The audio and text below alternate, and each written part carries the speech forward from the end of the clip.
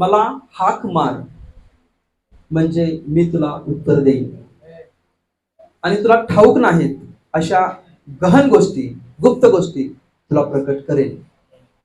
मला हाक मार म्हणजे मी तुला उत्तर देईन. हे त्यातला एक पहिला भाग आहे. आणि त्या वचनाचा दुसरा भाग आहे, तुला ठाऊक नाहीत अशा गुप्त गहन गोष्टी तुला प्रकट करेल. म्हणजे चर्चला, मंडळीला, विश्वासणाऱ्यांना अशा काही गोष्टी माहीत नाहीयेत, ज्या गोष्टी तुम्हाला माहीत असणं अतिशय गरजेचं आहे. आणि त्या गोष्टी माहीत नसल्यामुळे आपण आपल्या आत्मिक जीवनामध्ये वाढू शकत नाही. आपल्याला पुढे जायचं पण पुढे जाऊ शकत नाही. आपल्याला सुटका मिळायला पाहिजे पण ती मिळू शकत नाही. का? कारण की ज्या गोष्टींच्या द्वारे सुटका मिळणार आहे त्या गोष्टी तुम्हाला माहित नाहीत. आणि म्हणून देव म्हणत आहे, मी तुला ठाऊक नसलेल्या गहन गोष्टी, गुप्त गोष्टी प्रकट करेन. जे झाकलेलं आहे, जे गुण आहे, जे रहस्य आहे ते मी तुझ्यासाठी उघडेन. आणि जेव्हा ते रहस्य तुमच्यासाठी उघडलं जाईल त्यावेळेला तुम्ही तसेच राहणार नाही. त्यावेळेला तुम्ही आहे त्या आत्मिक अवस्थेमध्ये राहणार नाही. तुम्ही बदलले जाल. एका दुसऱ्या लेवलवरती, एका दुसऱ्या स्तरावरती तुम्ही बदलले जाल. तुम्ही तुमच्या परिस्थितीकडे आहे तसंच पाहणार नाही. जेव्हा परमेश्वर त्या गुप्त गोष्टी आहेत, झाकलेल्या गोष्टी आहेत तुम्हाला प्रकट करेल तुमच्या जीवनाविषयी, तुमच्या जीवनातील परिस्थितीच्या विषयी. आणि आपण ह्या दिवसांच्या मध्ये तोच अभ्यास करत आहे की प्रभू तुझ्या गुप्त आणि गहन गोष्टी आम्हाला प्रकट कर. देवा माझे नेत्र ते उघड, माझ्या मनाचे नेत्र ते उघड. कारण विश्वासणाऱ्यांची मने, जर अविश्वासणाऱ्यांची मने तर प्रदूषित झालेलीच आहेत. अविश्वासणाऱ्यांची मने तर सैतानाने आंधळी केलेलीच आहेत, यासाठी की ख्रिस्त जो जिवंत देवाची प्रतिमा आहे सत्य त्यांना समजू नये. 2 कोरिंथ्याचा 4 वचन असं सांगतं. तसेच विश्वासणाऱ्या लोकांची, मंडळीची मने देखील सैतानाने दूषित केलेली आहेत, यासाठी की देवाचा आवाज त्यांनी ऐकू नये. देव जे दाखवत आहे ते त्यांनी पाहू नये. देव जे सांगत आहे ते त्यांनी ऐकू नये. मन आणि मनाचं नेत्र जेव्हा उघडलं जाईल तुम्हाला दैवी गोष्टी स्पष्टपणे दिसतील. आणि जी परिस्थिती आहे ती परिस्थिती तुम्ही पाहणार नाही, पण देव जे दाखवत आहे ते तुम्ही पाहाल आणि त्याप्रमाणे तुम्ही चालायला लागाल. जेव्हा तुमचे नेत्र परमेश्वर उघडेल, ज्ञानाचे नेत्र, आत्मिक नेत्र, मनाचे नेत्र, तुम्ही आहे तसे राहणार नाही. तुम्ही विश्वासामध्ये चालाल. पास्टर ख्रिस देवाचे महान सेवक आहेत. त्यांच्या अनेक सभांच्या मध्ये मोठमोठ्या लोकांना आरोग्य परमेश्वर देतो. असाध्य आजार, HIV, कॅन्सर, प्रचंड अशक्य असे आजार, लोकांना आरोग्य मिळतं. तुम्ही त्यांचे व्हिडिओज बघितला तर त्यांनी प्रार्थना करतात आणि व्हीलचेअरवर लोक आहेत ते उठून पाहायला चालू करतात. एक दिवशी काय झालं, त्यांनी प्रेयरला कुठेतरी गेले होते आणि प्रार्थनेतनं आले आपल्या बेडरूम मध्ये. आणि बेडरूम मध्ये त्यांनी बघितलं की त्यांच्या बेडच्या जवळ एक विंचू आहे, तो जात आहे पुढे. विंचू, देवाच्या वचनाच्या मध्ये सांगितलेलं, मी तुम्हाला साप आणि विंचू तोडविण्याचा अधिकार देतो. विंचू हे आजारांचं प्रतीक आहे आणि साप हे दुरात्मा, अंधकाराच्या शक्तीचं प्रतीक आहे. कॅन्सरचं चिन्ह विंचू असतं, बघितलं की जरा. आजाराचं प्रतीक, असाध्य आजारांचं प्रतीक, आजारांचं नेतृत्व करणारा तो स्पिरिट. आणि त्यांनी बघितलं, कारण ह्यांनी यांच्या अनेक सभांच्या मध्ये ते स्पिरिटला तोडलेलं आहे, हरवलेलं आहे. आणि त्या विंचूला त्यांनी बघितलं त्याच्या बेडच्या जवळ चाललेला आहे. जेव्हा त्यांनी दार उघडून पहिला पाऊल ठेवला, तो विंचू पळत होता, तो तिथंच थांबला. आणि जेव्हा त्यांनी दुसरं पाऊल टाकलं, आज्ञा करायच्या अगोदर, आज्ञा करणारच दुसरं पाऊल टाकलं, तो विंचू आहे त्या ठिकाणी थांबला आणि दुसरं पाऊल ठेवत असताना तिथंच तो वाळून गेला, पूर्णपणे वाळून गेला. ते दैवी सामर्थ्य आहे. आत्मिक जगतामध्ये त्याला एक अर्थ आहे. जे स्पिरिट आहे, जे रोगाचा, आजाराचा आहे, त्याच्यावर देवाने तुम्हाला अधिकार दिलेला आहे. कारण येशूला बसलेल्या फटक्यांच्या द्वारे तुम्हाला आरोग्य मिळालेलं आहे, हे तुम्हाला माहित नाही का? ते स्पिरिट आहे. एवढ्या दैवी सामर्थ्यामध्ये आपल्याला चालायचं आहे. देवाने एकाच व्यक्तीला त्यासाठी निवडलेलं नाहीये. परमेश्वराने मंडळीला, त्याच्यावरती विश्वास ठेवणाऱ्या प्रत्येक व्यक्तीला त्या गोष्टींच्या मध्ये चालण्यासाठी निवडलेलं आहे. म्हणून मी तुम्हाला म्हणत आहे की तुम्ही दैवी आहात. ह्या युगातील चिंता, ह्या युगातील काळजी यांच्याबरोबर समरूप होऊ नका. तुम्ही चिंता करताय, काळजी करताय का? कारण काहीतरी झाकलेलं आहे. पण जेव्हा तुम्ही प्रार्थना कराल, प्रभू माझे नेत्र उघड, जसं इर्मिया संदेश त्याला देव सांगत आहे, हाक मार म्हणजे मी तुला उत्तर देईन, तुला ठाऊक नाही तशा गुप्त गहन गोष्टी सांगेल, फक्त आपल्या समस्यांसाठी प्रार्थना करू नका, तर तुमचे आत्मिक नेत्र उघडावेत, तुमच्या मनाचे नेत्र उघडावेत, तुमच्या जीवनातील देवाच्या इच्छा तुम्हाला प्रकट व्हाव्यात, यासाठी तुम्ही प्रार्थना करा. कारण तुम्हाला जे तुम्ही पाहता या जगामध्ये ते पाहू नका, देव जे तुम्हाला दाखवत आहे ते तुम्ही पहा, म्हणजे तुम्ही गौरवामध्ये, देवाच्या तेजामध्ये, देवाच्या महिमेमध्ये तुम्ही चालाल. देवाने तुम्हाला त्यासाठी निवडलेलं आहे. जेव्हा तुम्ही देवाकडे पाहाल, त्या परिस्थितीत देव तुम्हाला आहे ते तुम्ही जेव्हा पाहाल, त्यावेळेला या सगळ्या गोष्टींच्या वरती विजयामध्ये तुम्ही चालाल. त्या गोष्टी गुप्त आहेत, त्या झाकलेल्या आहेत, आणि ते जे झाकलेल्या ज्या गुप्त गोष्टी, हिडन ट्रेजर, जे झाकलेलं जे गुप्त धन आहे त्याला म्हणतात, ते परमेश्वर म्हणत आहे की मी ते तुमच्यासाठी उघडेन जेव्हा तुम्ही देवाच्या उपस्थितीमध्ये बसाल, जेव्हा तुम्ही देवाच्या सानिध्यामध्ये बसाल, जेव्हा तुम्ही देवाच्या वचनाचा अभ्यास कराल. पण होशे त्याचा 4 अध्याय आणि 6 वचन, ज्ञानाच्या अभावी माझ्या लोकांचा नाश होत आहे.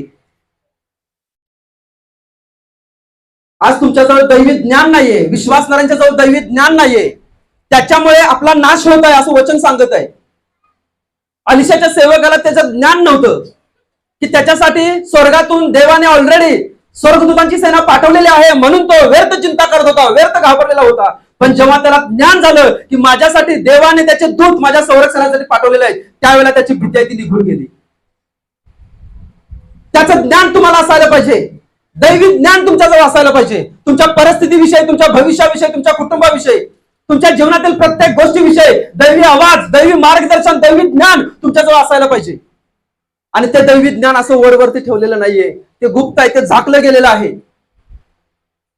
जेव्हा तुम्ही देवाच्या उपस्थितीमध्ये बसाल त्यावेळेला त्या दैवी ज्ञानाचे दरवाजे तुमच्यासाठी उघडले जातील, आणि एक एक गोष्ट आहे ती तुम्ही प्राप्त कराल आत्मिक जगतामध्ये, जे आशीर्वाद देवाने तुमच्यासाठी ठेवलेले आहेत ते. आज अनेक लोकांना दैवी ज्ञान नाहीये, दैवी मार्गदर्शन नाहीये, दैवी गोष्टी त्यांच्याजवळ नाहीयेत, आणि म्हणून ते त्यांच्या आत्मिक जीवनामध्ये त्यांना पुढे जायचं आहे, पण तरी देखील त्यांना पुढे जाता येत नाही. का? कारण की त्यांच्याजवळ दैवी ज्ञान नाहीये, दैवी मार्गदर्शन नाहीये, दैवी गोष्टी त्यांना माहित नाहीयेत. कारण आत्मिक जगाचं ज्ञान नसल्यामुळे आपण ढिटाईने पाप करतोय. आत्मिक जगाचं ज्ञान नसल्यामुळे आपण आपल्या जीवनाविषयी केअरलेस आहे, काळजीपूर्वक नाहीये, गंभीरतेने आपण आपल्या जीवनाचा निर्णय घेत नाही. मित्र निवडत असताना, मैत्रिणी निवडत असताना, कुणासोबत राहत असताना, एखाद्या व्यक्तीसोबत, एखाद्या कामावरती वेळ घालवत असताना आपल्याला माहित नाही, आणि म्हणून आपल्याला वाटतं मी असंच करत आहे. कारण हे जगातील गोष्टी, गप्पा गोष्टी करतात, मित्रमैत्रिणी करतात, बॉयफ्रेंड करतात, गर्लफ्रेंड करतात, हे टीव्हीवरती पुष्कळ वेळ घालवतात, जगातील गोष्टी. कारण आपल्याला वाटतं, आपल्याला माहितच नाही, आपल्याला वाटतं नाही माझ्यासाठी पण ते आहे म्हणून आपण त्या गोष्टी करतो. परंतु जेव्हा तुम्ही त्या गोष्टी करताय त्यावेळेला आत्मिक जगतात तुम्ही काहीतरी गमवत आहे. त्याचं ज्ञान अनेक लोकांना नाहीये. आज पुष्कळ गोष्टी मंडळी तुम्हाला माहित आहेत, चर्चला माहित आहेत, ज्या गोष्टी इतर लोकांना माहित नाहीयेत. आणि ज्या ज्ञानाच्या गोष्टी तुम्हाला सांगितल्या जातात, शिकवल्या जातात, त्या प्रॅक्टिकल मध्ये त्या राहा, प्रॅक्टिकल करा, त्या तुमच्या जीवनात त्याचा सराव करा, कारण त्याच्यामध्ये सामर्थ्य आहे. आत्मिक जगतांच्या विषयी पुष्कळ लोकांना माहित नाहीये. तुम्ही जे विचार करता ते एक जग आहे, जेव्हा त्याचं ज्ञान लोकांना नाहीये म्हणून विश्वासणारे लोक विचारांना नियंत्रण नाही, त्यांच्या विचारात, मनात काय विचार करायला त्याचं नियंत्रण नाही. पण जेव्हा त्यांना ज्ञान होईल आपल्या विचारांचं एक जग आहे, ते खरं जग आहे. जेव्हा तुम्ही विचार करताय, काळजी करताय, चिंता करताय, जेव्हा तुम्ही एखाद्या घटनेचा विचार करताय त्यावेळेला त्या घटनेतील जे आत्मा आहे, त्या घटनेतील शक्ती तुम्ही स्वीकारत आहे तुमच्यामध्ये. जर एखादा वाद झालेला आहे, घरामध्ये भांडण झालेलं आहे आणि त्याच्याच विचारामध्ये तुम्ही दिवसभर वेळ घालवत आहे, याचा अर्थ भांडण ज्या स्पिरिटनं आणलं त्या स्पिरिटला तुम्ही तुमच्या जीवनामध्ये परवानगी देत आहे. आणि म्हणून देवाचे आशीर्वाद तटले गेलेले आहेत. कारण त्या स्पिरिटमध्ये, त्या आत्म्यामध्ये एक शक्ती आहे. तो आत्मा त्या विचार करण्याच्या द्वारे तुमच्यामध्ये प्रवेश करत आहे. कारण ते जग आहे, ते वास्तविक जग आहे, विचार करण्याचं एक जग आहे. आणि म्हणून वचनामध्ये सांगितलेलं आहे की देवाच्या वचनाचा विचार करा, देवाच्या वचनाचं मनन करा, म्हणजे देवाच्या वचनातील शक्ती त्याच्याद्वारे तुमच्या जीवनामध्ये येईल आणि तुमचं जीवन आशीर्वादाच्या मध्ये चालेल. ह्या गोष्टीचं ज्ञान नाही लोकांना, म्हणून ते त्यांचं विचारांचं नियंत्रण त्यांच्यामध्ये नाहीये लोकांना. पण जेव्हा तुम्हाला आता माहित झालेलं आहे की मी विचार काय करतोय, त्याच्याद्वारे मी काही शक्तींना माझ्यामध्ये बोलवतोय, तर इथून पुढे तुम्ही तुमचे विचार करण्याविषयी काळजीपूर्वक राहाल. माहित नाही त्याच्यामुळे नाश होत आहे, वेळ वाया जात आहे माहित नसल्यामुळे. पण जेव्हा माहित होईल त्यावेळेला तुम्ही फास्ट पुढे जाल आत्मिक जीवनामध्ये. जेव्हा ज्ञान तुम्हाला एखाद्या गोष्टीचं प्राप्त होतं, जेव्हा एखादी गोष्ट तुमच्यासाठी उघडली जाते जी गुप्त आहे, त्यावेळेला तुम्हाला सोपं जातं आत्म्यामध्ये वाढण्यासाठी, प्रभूजवळ पोहोचण्यासाठी. विचारांचं एक जग आहे. ती स्त्री तिची परिस्थिती बघत नव्हती, जिला रक्तस्राव होत होता, वचनांच्या मध्ये सांगितले जे रक्त आहे ते वाहत होतं.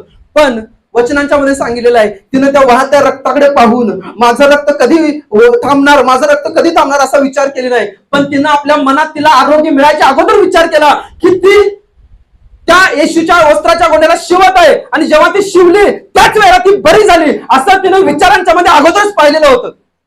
तिने तिच्या नकारार्थी विचारांच्याकडे लक्ष दिलं नाही, तिच्या नकारार्थी परिस्थितीकडे लक्ष दिलं नाही, परंतु विचारांच्या द्वारे ती त्या जगामध्ये पोहोचली ज्या ठिकाणी देवाचं सामर्थ्य वाहत होतं. आणि ज्या वेळेला ती त्या जगामध्ये पोहोचली त्याच वेळेला तिला त्या आत्मिक जगामध्ये आरोग्य मिळालेलं होतं.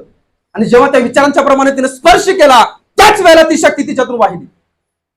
विचारांचं एक जग आहे, स्वप्नांचं एक जग आहे, जे वास्तव आहे, जे खरं आहे. प्रत्येक स्वप्नांचं नाही, परंतु आपल्याला जी काही स्वप्न पडतात, जे विशेष असतात, त्यांचं एक जग आहे. त्या जगातून एक आशीर्वाद आहे, तो तुमच्यासाठी पाठवला जातो, किंवा एखादा शाप तुमच्या जीवनामध्ये येऊ शकतो. एखादं भीतीचं स्वप्न पडलेलं आहे, तुम्हाला जर त्याचं ज्ञान नाही तर तुम्ही घाबरणार, तुम्ही सारखं त्याचाच विचार करणार, आणि मग त्या बंधनांमध्ये तुम्ही अडकणार. तुम्हाला आत्म्यामध्ये पुढे वाढायला त्रास होणार, वाढू शकणार नाही, कारण ते विचार तुम्ही करता, त्या भीतीमध्ये तुम्ही आहात. जेव्हा तुम्हाला समजेल की मला वाईट स्वप्नांचा विचार करायचा नाही, ते वाईट स्वप्न तोडण्याचा अधिकार देवाने मला दिलेला आहे, त्यावेळेला तुम्ही ते तोडाल आणि विश्वासाने पुढे जाल. तुम्ही तिथून पुढे त्याचा विचार करणार नाही, कारण त्या विचार करण्याच्या द्वारे, स्वप्नाचा विचार करण्याच्या द्वारे कुठल्या तरी शक्तीला तुम्ही तुमच्या जीवनामध्ये काम करायला संधी देत आहे. स्वप्नांचं एक जग आहे, देवाच्या वचनांचं एक जग आहे, ते पण एक रिअल जग आहे. जेव्हा तुम्ही त्या गोष्टी ज्या वचनांच्या मध्ये सांगितलेल्या आहेत त्या आठवताय, त्याचं मनन करताय, त्यावेळेला त्या गोष्टीतील सामर्थ्य तुमच्या जीवनामध्ये ऑपरेट व्हायला चालू होतं. दृष्टांताचं एक जग आहे. आज ते दृष्टांताचं जगत मी प्रार्थना करताय की मंडळीतील प्रत्येकाला ते उघडलं जाणं गरजेचं आहे, कारण शेवटल्या काळामध्ये वचन सांगत आहे की तुमच्या तरुणांना, तुमच्या तरुणींना दृष्टांत होतील. दृष्टांत म्हणजे काय आहे की देव तुम्हाला ह्या जगाच्या इच्छा, जगामध्ये त्याचे काय संकल्प आहेत ते तुम्हाला प्रकट करेल. जगाविषयी देवाच्या इच्छा काय आहेत, योजना काय ते तुम्हाला प्रकट करेल. तुम्ही तसेच राहणार नाही, जग तुमच्यासाठी उघडलं जाईल. देव तुम्हाला ज्या गोष्टी कोणालाच माहित नाहीत अशा गोष्टी देव तुम्हाला प्रकट करायला चालू करेल. आणि ते दृष्टांताचं जगत उघडं होणं अतिशय गरजेचं आहे तुमच्यासाठी. ते एक जग आहे, त्याच्यामध्ये एक शक्ती आहे. मग ह्या सगळ्या गोष्टींचं ज्ञान आहे ते लोकांना नाहीये, आणि म्हणून त्यांचं आत्मिक वाढ होत नाही, त्यांनी पुढे जाऊ शकत नाहीत. म्हणून देवाचं वचन सांगतंय की ज्ञानाच्या अभावी माझ्या लोकांचा नाश होत आहे. तुम्हाला ज्ञान असणं अतिशय गरजेचं आहे, देवाच्या वचनाचं, देवाच्या इच्छांचं, देवाच्या योजनांचं, देवाच्या संकल्पांचं.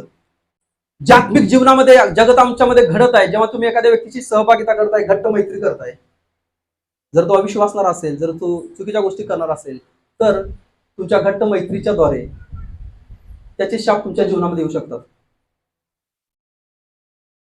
त्याच्या जीवनात जर मृत्यू अपॉइंट केलेला आहे, तुम्ही घट्ट मैत्री केलेला आहे, इमोशनली एकमेकांशी अटॅच झालेला आहे, तर त्या इमोशन्सच्या द्वारे तुम्ही तुमचं मन त्याच्यावरती लावलेलं आहे, म्हणून त्या व्यक्तीतील शाप जे आहे ते तुमच्यावर येऊ शकतात.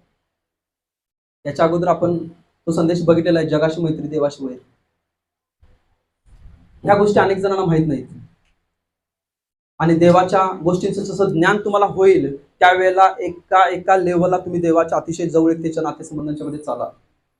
तुम्ही तुमचं विचार करणे बदलाल, तुम्ही तुमचं पाहणं बदलाल, तुम्ही कोणासोबत वेळ घालवताय ते बदलाल, तुमचं बायबल वाचन बदलेल, तुमचं प्रार्थना करणं बदलेल, तुमचं देवाच्या वचनाचं मनन करणं बदलेल, आणि मग तुम्ही पूर्ण बदलामध्ये चालण्यासाठी देव तुम्हाला सहाय्य करेल, पूर्ण बदलामध्ये चालण्यासाठी देव तुम्हाला मदत करेल. जो दृष्टांत मी पाहिला, जो आपण 3 आठवड्यापूर्वी पाहिलं, जो दैवी दृष्टांत मला झाला, त्या दृष्टांतामध्ये मी पाहिलं ह्या शेवटल्या काळामध्ये काय गोष्टी घडणार आहेत आणि मंडळीचं कशा प्रकारे संरक्षण होणार आहे. युट्यूबला चॅनलला तो मी टाकलेला आहे, आणि खरं सांगत आहे की ते दैवी दृष्टांत होता, आणि ती एक दैवी इच्छा, योजना आहे देवाची, की अनेक लोकांना ते समजणं अतिशय गरजेचं आहे. त्या दृष्टांतामध्ये शेवटल्या काळाविषयी देवाने एक गोष्ट मला सांगितली, जी तुम्हाला पण माहिती आहे, मी अनेकदा परत रिपीट करतो, की जेव्हा त्या अग्नीचे गोळे पडत होते आणि मला त्या गोष्टीचं ज्ञान नव्हतं की मला कुठल्या दिशेला जायला पाहिजे, कारण त्या ठिकाणी अग्नीचे गोळे पडणार नव्हते. सगळीकडे पडत आहेत, धावत आहे, अग्नीचे गोळे पडत आहेत, मी धावत आहे, माझ्या पाठीमागून लोक धावत आहेत, आणि त्या लोकांना घेऊन मला त्या अग्नीचे गोळे वाचवण्याच्या मार्गाने जायचं. आणि जेव्हा मी बघत आहे इकडे गोळा पडत आहे, तिकडे गोळा पडत आहे आणि माझ्या अंगावर देखील गोळा पडण्याची शक्यता आहे, त्यावेळेला मी म्हणलं, देवा मी कुठं जाऊ, देवा मला सांग ज्या ठिकाणी अग्नीचे गोळे पडणार नाही. त्यावेळेला आकाशातून एक वाणी झाली की प्रकटीकरण 17-18 वाच. आणि मग बायबल माझ्या हातात नव्हतं, मी पळत आहे, मी धावत आहे आणि मी बघितलं बायबल शोधत आहे कुठेतरी मिळेल का. एक स्त्री होती जिच्या हातामध्ये बायबल होती, जिच्या अंगावर तो अग्नीचा गोळा पडलेला होता, ती पडलेली होती. ते बायबल मी घेतलं, धावत धावत ते उघडलं आणि प्रकटीकरण 17-18 काढलं. आणि जसं मी ते बायबल उघडलं, मला ते ऑटोमॅटिक आपोआप ते ज्ञान मिळत गेलं की तुला कुठल्या दिशेने जायचंय. एक रहस्य आहे जे उलगडलं गेलं. आणि मग मला समजलं मला ह्या दिशेला जायचं आहे, मला डावीकडे जायचं आहे, मला उजवीकडे जायचं आहे, मला त्या दिशेला जायचं आहे ज्या ठिकाणी गोळा पडणार आहे. पडायच्या अगोदरच देवाने मला त्या गोष्टी सांगत गेला की इथे पडणार नाही, तू इकडे जा. अशा प्रकारे असंख्य हजारो गोळे ते पडत होते. आज या शेवटल्या काळामध्ये तुम्हाला फक्त बायबल वाचू शकतं देवाच्या प्रिय लोकांना. यातील गुप्त गहन गोष्टी ज्या तुमच्यासाठी उघडलं जाणं अतिशय गरजेचं आहे.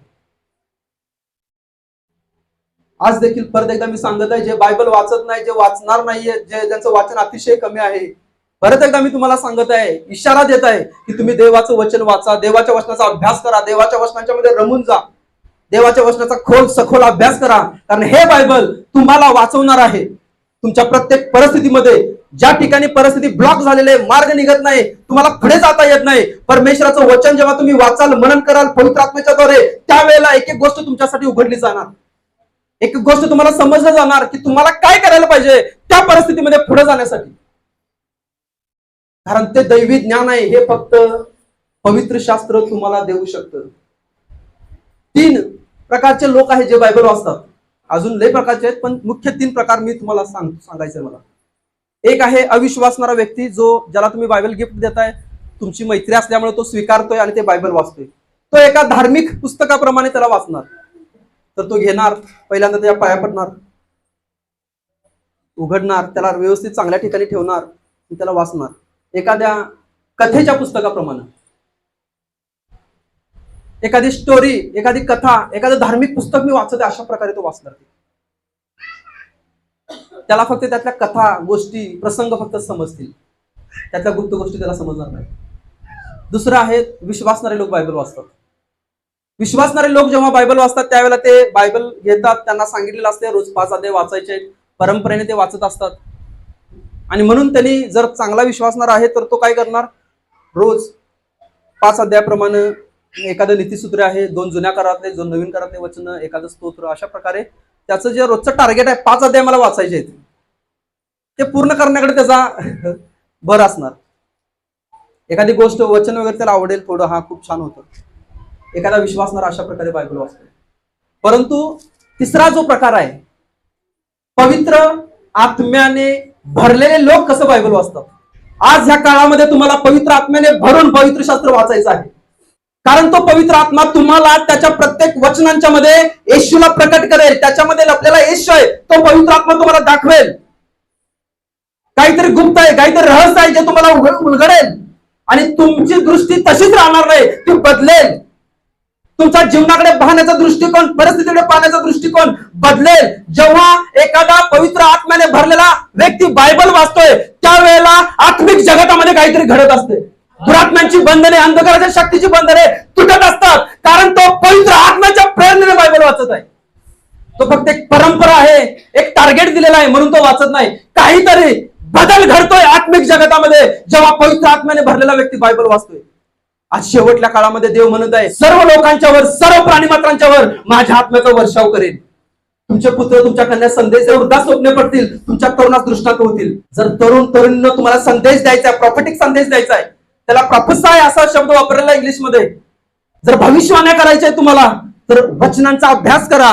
कारण जेव्हा तुम्ही वचन पवित्र आत्म्याच्या सामर्थ्याने वाचताय, एक जगत आहे जे तुमच्यासाठी उघडलं जाईल आणि भविष्यात काय घडणार आहे परमेश्वर तुम्हाला याच्याद्वारे प्रकट करेल. जगाचं भविष्य काय याच्यामध्ये ठेवलेलं आहे. आणि म्हणून देवाच्या वचन, अज्ञानामुळे लोकांचा नाश होत आहे. आता अज्ञानामुळे लोक आत्म्यामध्ये पुढे जाऊ शकत नाहीत, अज्ञानामुळे लोकांचे आशीर्वाद पडलेले आहेत. आणि ज्या वेळेला तुम्ही देवाच्या वचनाचा, जे तुमच्या परिस्थितीपेक्षा मोठा आहे, त्याला पकडाल, तुमची परिस्थिती ऑटोमॅटिक तुटायला चालू होईल, आपोआप तुटायला चालू होईल. आणि त्यामुळे तुम्ही देवाच्या वचनाचा अभ्यास करा पवित्र आत्म्याच्या सामर्थ्याने, पवित्र आत्म्याच्या उपस्थितीच्या खाली. आपण एक वचन वाचूया, लूक शुभवर्तमान याचा 24वा अध्याय आणि 28 ते 31 वचन. काय झालेलं या ठिकाणी घटना दिलेली आहे की अम्माऊस नावाचे एक गाव आहे, ज्या गावचे हे रहिवासी आहेत. आणि येशू स्वर्गामध्ये जाण्याच्या अगोदर जेव्हा येशू तिसऱ्या दिवशी मरणातून उठला, आपल्या शिष्यांना तो दर्शन देत होता आणि सगळीकडे एकच चर्चा चालू होती की तो उठलाय, येशू उठलेला आहे, येशू उठलेला आहे. शिष्यांच्या मध्ये देखील ही खात्री झालेली होती की येशू ख्रिस्त उठलेला आहे. आणि मग यरुशलेम मधून 120 जण जे होते, त्या 120 जणांच्या पैकी हे दोघे जण आहेत. अम्माऊस गावाला ते चाललेले आहेत, वचनाच्या मध्ये सांगितलेलं आहे. आणि जात असताना मग ते विचार चर्चा करत चाललेले आहेत. कोणाविषयी? येशू विषयी ते चर्चा करत आहेत की येशू त्याला वधस्तंभावरती खिळलं, त्याला मारलं, तो संदेष्टा होता, त्याने चिन्ह केले, त्याने चमत्कार केले. आणि ते जे लोक आहेत ते चर्चा करत चाललेले आहेत आणि तो उठला का नाही याच्याविषयी चर्चा करत आहेत. असं म्हणत आहेत लोक की तो उठला, शिष्याने प्रेषितांनी त्याला पाहिलं, असं चर्चा करत आहेत. आणि मग ते दोघे जण चर्चा करत जात असताना एक व्यक्ती तिथं आला आणि तो व्यक्ती त्यांना विचारत आहे, तुम्ही कशाविषयी चर्चा करत आहे? ते दोघे म्हणाले, तुम्हाला माहित नाही का जो येशू नासरेतकर, जो संदेष्टा होता, ज्याने चिन्ह चमत्कार केले, तो मरण पावला, परंतु तो म्हणत होता की मी तिसऱ्या दिवशी उठणार, आणि तो उठला आहे, त्याने काही लोकांना दर्शन दिलेलं असं आम्ही ऐकत आहे. त्यावेळेला तो व्यक्ती म्हणाला, त्याने मग त्याला सगळ्यात जुन्या काळातल्या गोष्टी आहेत त्यांना प्रकट करत गेला. आता हा जो व्यक्ती आहे त्या व्यक्तीनं त्यांना सगळ्या गोष्टी सांगितल्या की येशू जन्म घेणार, येशू मरण पावणार, येशू तिसऱ्या दिवशी पुन्हा उठणार. या सगळ्या गोष्टी हा व्यक्ती, तिसरा जो व्यक्ती त्यांच्यामध्ये झालाय, त्याने त्या सगळ्या गोष्टी सांगितल्या. आणि मग जेव्हा तो सांगत होता त्यावेळेला ह्या दोघांच्या अंतःकरणामध्ये काहीतरी घडत होतं. आणि मग संध्याकाळ झाली. संध्याकाळ झाल्यानंतर हे दोघे त्या व्यक्तीला म्हणत आहेत की तू देखील आमच्या बरोबर आमच्या घरामध्ये चल, कारण संध्याकाळ झालेली आहे, तू तुझ्या गावाला पुढे जाऊ नको, आमच्या घरात राहा, सकाळी उठून जा, कारण संध्याकाळ झाले. आणि मग तो व्यक्ती त्यांच्या घरामध्ये आतमध्ये गेला. आता काय झालं त्या घरामधला सीन, हे तिघे जण जेवत आहेत. तो व्यक्ती जो त्यांना चर्चेमध्ये भेटला तो व्यक्ती पुढे बसलेला आहे, हे दोघे या ठिकाणी बसलेत, तिघे जण जेवत आहेत. आणि जेवत असताना ज्या व्यक्ती होता, जो तिसरा व्यक्ती समोर बसलेला होता, त्याने वचनात सांगितले, त्याने भाकर घेतली, ती मोडली. जेव्हा त्याने ती भाकर मोडली त्यावेळेला त्यांचे नेत्र उघडले. हे जे दोघे पुढे बसलेले त्यांचे नेत्र उघडले आणि त्यांना समजलं आमच्याशी इतका वेळ जो व्यक्ती बोलत होता तो येशू आहे. जेव्हा येशूने भाकर मोडली त्यावेळेला यांचे डोळे उघडले. ती भाकर म्हणजे देवाचं वचन आहे. जेव्हा तुम्ही ते उघडाल, ते मोडाल, ते खाल, त्यावेळेला तुमचे नेत्र उघडतील आणि तुम्हाला तुमच्या प्रत्येक परिस्थितीत येशू तुमच्या सोबत उभा आहे हे तुम्ही पाहाल. तर तुम्हाला सामर्थ्य देत आहे, तुम्हाला पाहाल. पण त्यासाठी तुम्हाला रोजची भाकर आहे ती उघडावी लागेल. आणि मग त्यांना समजलं की अरे हा येशू आहे. आणि त्या क्षणी येशू तिथून गायब झाला, असं अंतर्धान पावला. आणि मग त्यांनी म्हणायला लागले, अरे त्यांनी ते जेवण तिथंच टाकलं आणि ते धावत परत गेले यरुशलेमला शिष्यांना सांगण्यासाठी. आणि ते त्यांना जाऊन सांगत आहे, जो आम्हाला भेटलेला होता तो येशू होता, त्याने आम्हाला दर्शन दिलं. आणि जेव्हा तो त्या गोष्टी सांगत होता नियमशास्त्रातील, त्यावेळेला आमच्या अंतःकरणाला उकळ्या फुटत होत्या, त्यावेळेला आमच्या अंतःकरणाला चुटफुट लागत होती, त्यावेळेला आमचं अंतःकरण त्या स्वर्गीय गोष्टी ते ग्रहण करत होतं. जेव्हा तुम्ही देवाचं वचन वाचाल आत्म्याच्या सामर्थ्याने, आत्मिक जगतात काहीतरी गोष्टी घडायला चालू होतात. त्या क्षेत्रातील दुरात्म्यांची बंधने तुटायला चालू होतात. अनेक लोकांचे नेत्र उघडायला चालू होतात जेव्हा एखादा अभिषिक्त बायबल वाचते त्यावेळेला. त्यामुळे तुमचं बायबल वाचन हे साधं नाहीये, हे फक्त तुमच्यासाठी मर्यादित नाहीये, ते अनेक लोकांना सुटका देणार आहे.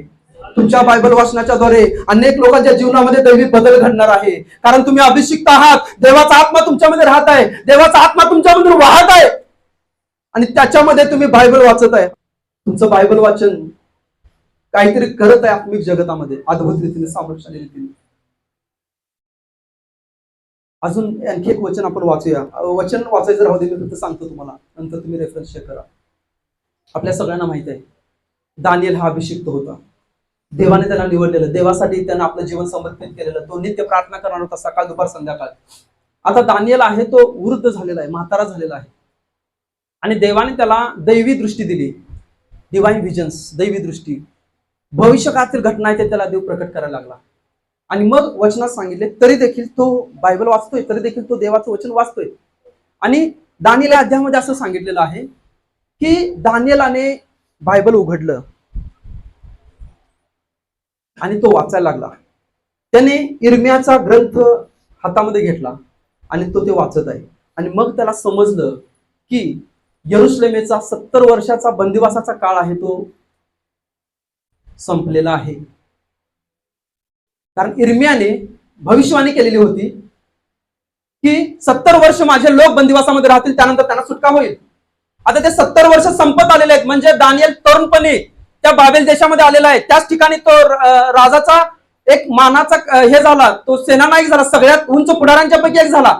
आणि 4 राजांच्या काळामध्ये त्यानं काम केलं. नबुकदनेझर, बेलशस्सर राजा त्याचा पुत्र, त्यानंतर दयावेश राजा आहे आणि कोरेश राजा आहे. 5 राजांच्या कारकिर्दीमध्ये दानिएल त्या ठिकाणी होता. त्याला समजलं की इर्मिया संदेशाने सांगितलेलं 70 वर्षाचा बंदिवासाचा काळ तो संपत आहे. आणि मग त्याने बायबल वाचून प्रार्थना करायला चालू केलं. आणि जेव्हा तो प्रार्थना करत आहे त्यावेळेला इस्रायलच्या पहिल्या अध्यायामध्ये सांगितलेलं आहे, कोरेश राजाच्या अंतःकरणाला परमेश्वराने प्रेरणा दिली, स्फूर्ती दिली. आणि तो कोरेश जो कट्टर देवाच्या विरोधामध्ये, देवाच्या लोकांच्या विरोधामध्ये असणारा राजा आहे, त्या राजाचं अंतःकरण परमेश्वराने बदललं. आणि त्याने आज्ञा काढली, माझ्या राज्यामध्ये 127 प्रांतांच्या मध्ये जेवढे यहुदी लोक राहत आहेत तेवढे सगळे तुमच्या गावाला, तुमच्या शहराला निघून जा, कारण मी तुम्हाला सुटका देत आहे. दानिएल जेव्हा बायबल वाचत आहे त्यावेळेला यहुदी लोकांना परत सुटका मिळाली, यरुशलेमेतील लोकांना परत सुटका मिळाली. त्यांनी परत आनंदाने आपल्या घरामध्ये गेले आणि त्यांनी त्या ठिकाणी जाऊन दुसरं मंदिर आहे ते बांधलं. जेव्हा तुम्ही बायबल वाचताय, पवित्र आत्म्याच्या सामर्थ्याने अभिषिक्त बायबल वाचतोय, त्यावेळेला परमेश्वर अनेकांच्या जीवनामध्ये दैवी सुटका घडवून आणत आहे. कारण तुम्ही अभिषिक्त आहात, तुम्ही पवित्र आत्म्याच्या सामर्थ्याने देवाचं वचन वाचत आहात. लूक शुभराध्यामध्ये सांगितलेलं आहे, जेव्हा येशू 40 दिवस उपास आणि प्रार्थना करत होता आणि उपास प्रार्थना संपल्यानंतर आत्म्याच्या सामर्थ्याने तो गालिलात गेला. म्हणजे कुठे गेला? ज्या ठिकाणी तो लहानाचा मोठा झाला होता त्या नासरेत गावामध्ये गेला. आणि नासरेत गावामध्ये गेल्यानंतर शनिवार शब्बात दिवशी तो त्या शब्बाताच्या प्रार्थनेला उपस्थित राहिला. तेथील लोक आले आणि त्यांनी म्हणले की तुम्ही आमच्यासाठी हे बायबल वाचा. आणि येशूने ती गुंडाळी आहे ती काढली, बायबल आहे ते उघडलं आणि त्याने यशाचा ग्रंथ उघडला आणि त्या ग्रंथामध्ये तो वाचू लागला. येशू हा अभिषिक्त आहे, येशूवर देवाचा आत्मा आहे. जेव्हा तो ते बायबल वाचू लागला, वचनांच्या मध्ये सांगितलेलं आहे, तो म्हणत आहे, देवाने मला अभिषेक केलेला आहे, ज्या आंधळे आहेत त्यांना पुन्हा दृष्टी प्राप्त व्हायला पाहिजे यासाठी. तो वाचत आहे, देवाने मला अभिषेक केलेला आहे, जे बांधलेले आहेत त्यांना सुटका देण्यासाठी, दिनास शुभवर्तमान घोषित करण्यासाठी मला अभिषेक करण्यात आलेला. हे वचन तो वाचत आहे. आणि हे वचन वाचत असताना तो म्हणत आहे, हे वचन मी वाचत असताना पूर्ण झालेलं आहे. जेव्हा अभिषिक्त बायबल वाचतोय, आत्मिक जगतामध्ये काहीतरी गोष्टी घडायला चालू होतात, काही गोष्टी पूर्ण होतात. ज्या आत्म्यामध्ये देवाने ठरवलेल्या आहेत, ज्या रखडलेल्या आहेत, त्या गोष्टी पूर्ण व्हायला चालू होतात. त्यामुळे जेव्हा तुम्ही पवित्र शास्त्र वाचताय, एका अविश्वासणाऱ्याप्रमाणे वाचू नका, एका सामान्य विश्वासणाऱ्याप्रमाणे वाचू नका. पवित्र आत्म्याने भरून तुम्ही बायबल वाचा. जेव्हा तुम्ही बायबल पवित्र आत्म्याने भरून वाचाल, तो आत्मा अधिक सामर्थ्याने तुमच्यामध्ये राहील आणि तो अधिक सामर्थ्याचा आत्मा अधिक खोलवर देवाच्या वचनातील गुप्त गोष्टी तुम्हाला प्रकट करेल. तुमचं बायबल वाचन पूर्णपणे बदलेल. गुप्त रहस्य तुमच्यासाठी उघडले जातील. ज्या प्रकारे अलिशाच्या सेवकाचे नेत्र उघडले आणि जी समस्या त्याला खूप मोठी वाटत होती, ती समस्या त्याच्यासमोर काहीच राहिली नाही जेव्हा त्याचे डोळे उघडले. आज ज्या समस्या तुमच्या समोर आहेत, जेव्हा देव तुमचे नेत्र उघडेल, पवित्र शास्त्र वाचनाच्या द्वारे तुमच्या मनाचे नेत्र उघडेल, तुमच्या जीवनातील समस्या तुम्हाला काहीच वाटणार नाही. तुम्ही म्हणाले काहीच नाही माझ्यासाठी, हालेलुया, कारण माझा देव माझ्या बरोबर आहे, जो मला या परिस्थितीमध्ये विजय देणार आहे. या शेवटच्या काळामध्ये देवाच्या लोकांना मला तुम्हाला सांगू द्या की तुम्हाला बायबल वाचण्याशिवाय दुसरा कुठला पर्याय नाहीये. तुम्ही देवाच्या वचनाचं मनन करा, ते वाचा, जास्तीत जास्त वाचा, जास्तीत जास्त वाचा. आणि देवाला म्हणा, प्रभू माझे नेत्र उघड, माझे नेत्र उघड, माझे नेत्र उघड. परमेश्वर तुमच्या मनाचे नेत्र उघडेल, परमेश्वर तुमच्या आत्म्याचे नेत्र उघडेल, परमेश्वर तुम्हाला दृष्टांत देईल, स्वप्न देईल, वाणी देईल. आणि तुमच्या जीवनातील आणि मंडळीच्या जीवनातील, समाजाच्या जीवनातील, देशाच्या, राष्ट्रांच्या जीवनातील गोष्टी तुम्हाला परमेश्वर प्रकट करेल. कारण परमेश्वराची तुमच्यासाठी इच्छा फक्त तुमचं कुटुंब नाहीये, तुमचा समाज नाहीये, तुमचं गाव नाहीये, तर परमेश्वर म्हणत आहे पवित्र आत्मा तुम्हाला प्राप्त होईल. तुम्ही यरुशलेमेमध्ये, यहुद्यामध्ये, शमरोनामध्ये आणि पृथ्वीच्या शेवटापर्यंत माझे साक्षी व्हाल. तुमच्यापैकी प्रत्येक जण पृथ्वीच्या शेवटापर्यंत जाण्यासाठी निवडलेला आहे. जर तुम्ही गोष्टी सिरियस घ्याल, देवाच्या अभिषेकामध्ये राहाल, तर तुम्ही लिमिटमध्ये, मर्यादेमध्ये राहणार नाही. परमेश्वर तुम्हाला त्या ठिकाणी घेऊन जाईल. कारण त्या परमेश्वराच्या तुमच्यासाठी इच्छा आहेत, योजना आहेत. म्हणून ही सामान्य दिसणारी तात्पुरती परिस्थिती आहे, त्याच्यामध्ये आपला वेळ घालवू नका. ज्या सामान्य गोष्टी देवाने तुमच्यासाठी ठेवलेल्या आहेत त्याच्याकडे तुम्ही लक्ष द्या. कारण तुम्ही दैवी आहात, कारण तुम्ही दैवी आहात. देवाने तुम्हाला अभिषेक केलेला आहे, देवाने तुम्हाला निवडलेला आहे. तुमचा इम्पॅक्ट, तुमचा प्रभाव या जगावरती पडावा यासाठी परमेश्वराने तुम्हाला निवडलेला आहे. प्रत्येक परिस्थिती मोडायला वेळ लागणार नाही. हालेलुया. जेव्हा तुमचे नेत्र उघडतील. चला आपण सर्वजण आपले डोळे बंद करूया, प्रार्थना करूया.